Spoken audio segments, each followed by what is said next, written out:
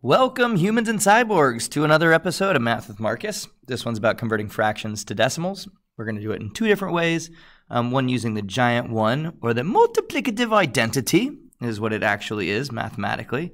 Using the multiplicative identity to find equivalent fractions. And then we can also convert a fraction to a decimal using division. So we're going to do both of those. I did want to go through the place value is super important just in life, in math. So the place right to the left of the decimal point is the ones place. Once you have 10 ones, all of a sudden you have 1 10 and no ones. Then is the tenths place. The tenths place is called that because it takes 10 of them, 10 tenths to make a whole. Hundredths is next, and it takes 100 of these to get one whole.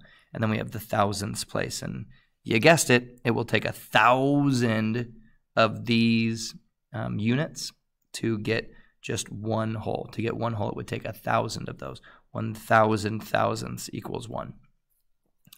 So here we've got our fraction being represented with an area model. So we got 1 out of, 1, 2, 3, 4, 5, 6, 7, 8, 9, 10, 11, 12, 13, 14, 15, 16, 17, 18, 19, 20. I have 1/20th. Now the giant one method asks ourselves, okay, well, how can we use the multiplicative identity here to, so how can we use the multiplicative identity? So anything multiplied by 1 will remain the same. So 1/20th times 1 will be 1/20th. Although we're going to use a special kind of 1 so that our fraction becomes an equivalent fraction to 1/20th. And the question is this. Can we multiply 20 by something to get us 10? And that would be tenths. Can we multiply, we could divide it by 2, but 1 divided by 2, I don't really want to do that. Could we turn it into hundredths and see how many hundredths we have? And the answer to that is yeah. If we couldn't, we could say, well, what about thousandths? Is 20 times something 1,000? And we do. We could turn 1/20th into a certain amount of hundredths. So that what I'm going to do. I'm going to try to turn it into tenths, hundredths, or thousandths. So 20 times 5 is 100. So 1 times 5 is 5.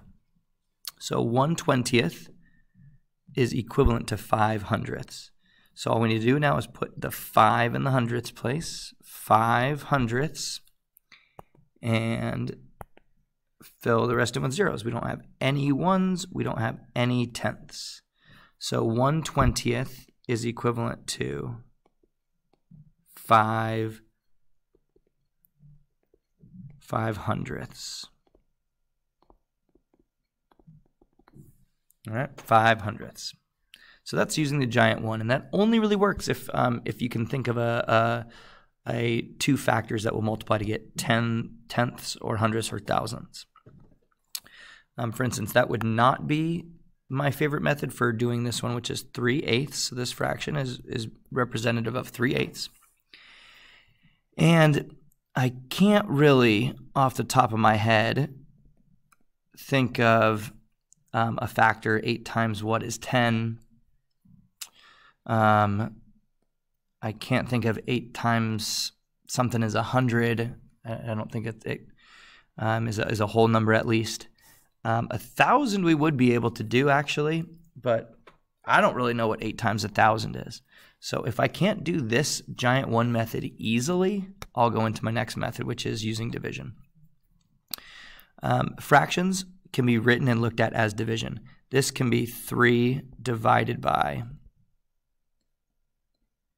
8. So this fraction line is a division symbol as well. So that could be 3 divided by 8. So that becomes 3 divided by 8. If you have a calculator or can use a calculator, go ahead and just do that. 3 divided by 8 in your calculator, and you will get the decimal version. My favorite way, definitely, if I've got a calculator. If I don't, that means we got to do some long division. So the 3 is being divided. So 3 goes inside, and the 8 goes outside. I know I'm going to have done this correctly because my answer is going to be less than 1. This fraction is less than 1, so my decimal should be less than 1. So how many times does 8 go into 3? No times.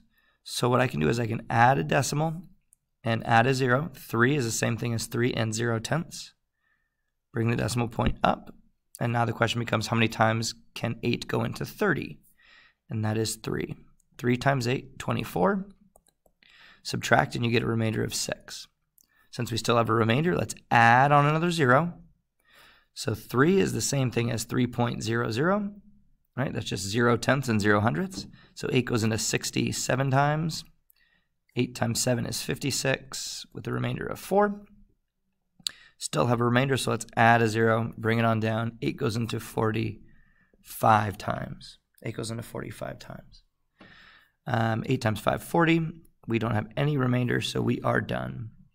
So I know that 3/8 is equivalent to 387 thousandths. 387 thousandths. So 3/8 is equivalent to this decimal, which would be equal to 38 and 7/10%. So 3/10 is, these are 10%, these are the 10%, these are the 1%. All right, and these would be the 10th percents. All right, thank you very much. So remember, you can use the giant 1 method for converting fractions into decimals by getting a denominator of tenths, hundredths, or thousandths, or 10,000ths or 100,000ths. If you can't do that easily, then I would definitely go to the division method and just look at this as a division problem. 3 divided by 8 is 3 divided by 8, and you'll get your decimal that way. All right, thanks. Tune in next time.